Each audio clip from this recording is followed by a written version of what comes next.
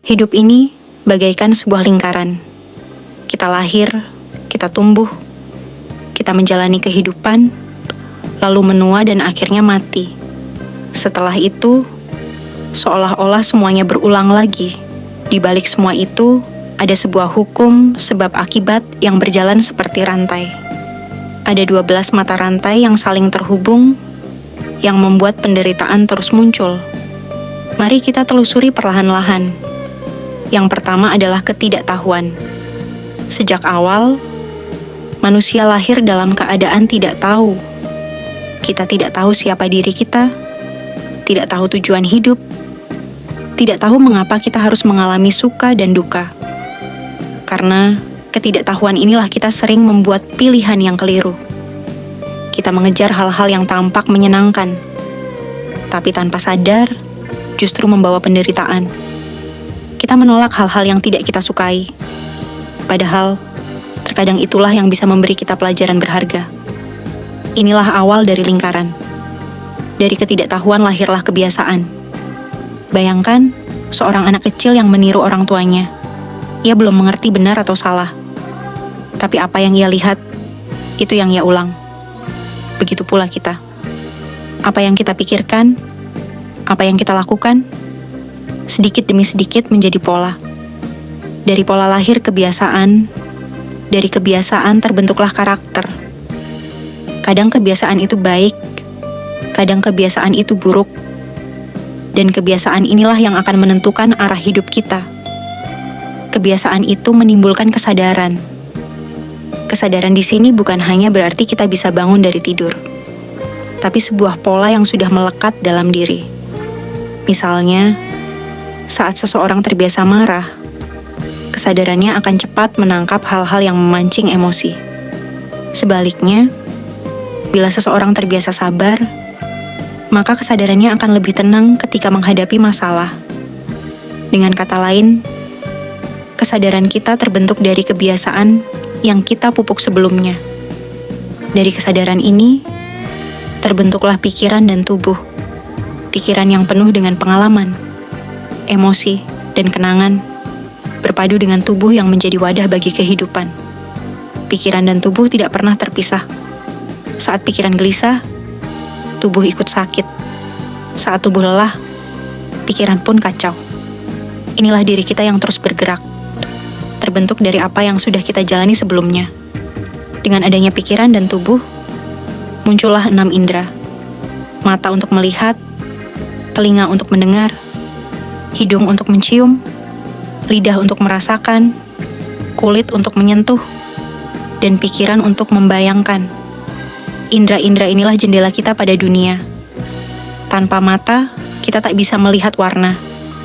Tanpa telinga, kita tak bisa mendengar suara.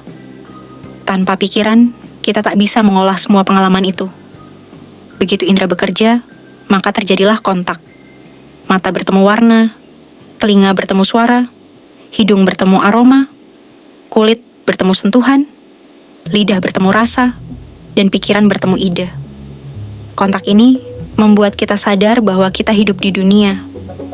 Kita bisa melihat bunga yang indah, kita bisa mendengar musik yang menenangkan, kita bisa merasakan hangatnya pelukan. Tapi dari kontak ini pula, kita bisa melihat hal yang tidak menyenangkan, mendengar kata-kata kasar, merasakan sakit, dan pikiran kita pun bisa diserang oleh rasa takut atau cemas. Dari kontak muncullah perasaan. Ada perasaan senang, ada perasaan sakit, ada pula perasaan biasa-biasa saja. Saat melihat sesuatu yang indah, kita senang. Saat mendengar kabar buruk, kita sedih. Saat menyentuh api, kita sakit. Perasaan adalah bagian alami dari kehidupan. Namun disinilah kita sering terjebak, karena kita tidak berhenti hanya merasakan. Dari perasaan lahir keinginan. Saat merasakan enak, kita ingin menahannya lebih lama. Saat merasakan sakit, kita ingin segera lari. Perasaan senang melahirkan nafsu untuk memiliki. Perasaan tidak senang melahirkan nafsu untuk menolak. Seorang yang jatuh cinta ingin memiliki orang yang ia cintai. Seorang yang sakit ingin segera sembuh. Seorang yang kehilangan ingin keadaan kembali seperti semula. Inilah keinginan yang terus mendorong kita ke depan. Namun, keinginan yang berulang-ulang melahirkan kelekatan. Kita tidak hanya ingin, tapi juga melekat. Kita sulit melepaskan orang yang kita cintai. Kita sulit melepaskan benda yang kita sayangi. Bahkan kita sulit melepaskan pandangan kita sendiri. Kelekatan ini membuat kita semakin menderita. Karena apapun yang kita lekatkan, suatu saat pasti akan berubah. Orang bisa pergi, benda bisa rusak, pandangan bisa runtuh. Dari kelekatan terbentuk kebiasaan hidup. Kelekatan yang terus diulang menjadi pola, pola menjadi jalan hidup. Inilah yang menentukan arah kita. Kalau kita melekat pada kemarahan, hidup kita penuh pertengkaran. Kalau kita melekat pada keserakahan, hidup kita penuh ketidakpuasan. Kalau kita melekat pada cinta kasih, hidup kita akan penuh dengan kebaikan. Dari kebiasaan hidup ini, lahirlah sesuatu yang baru. Bisa berupa kelahiran fisik. Seorang bayi lahir ke dunia. Bisa berupa lahirnya masalah baru, situasi baru, atau bahkan lahirnya sifat baru dalam diri kita. Setiap tindakan yang kita lakukan, setiap pola yang kita ulang, selalu melahirkan akibat. Dan akhirnya, setiap kelahiran pasti berujung pada penuaan dan kematian. Tidak ada yang abadi. Tubuh yang dulu kuat menjadi lemah. Wajah yang dulu cantik atau tampan menjadi keriput. Pada akhirnya kita semua akan meninggalkan dunia ini. Bersama dengan itu, ada kesedihan, ada kehilangan, ada rasa sakit, ada ratapan. Begitulah akhir dari satu putaran, sekaligus awal dari putaran berikutnya. Itulah 12 rantai kehidupan. Ketidaktahuan, kebiasaan, kesadaran, pikiran dan tubuh, 6 indera, kontak, perasaan, keinginan, kelekatan, kebiasaan hidup, kelahiran, dan akhirnya penuaan, serta kematian.